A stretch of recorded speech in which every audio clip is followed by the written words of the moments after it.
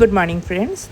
So today is 18th August, my 8th day of weight loss challenge. सुबह start किया मैंने chia seed से, फिर चला गया जिम। आज मेरा चेस्ट डे है तो पुशअप से स्टार्ट किया, 15 रिपीटेशन 3 सेट किया।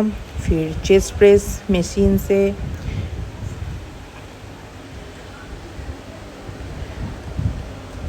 फिर डंबल से chest press, incline chest press कर लिया। फिर मैंने थोड़ा शोल्डर का भी एक्सरसाइज किया आज।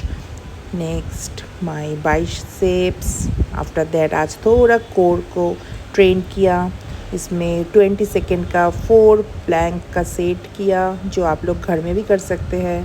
फिर लेग प्रेस करके घर आके थोड़ा breakfast, soya chunk and mix veg.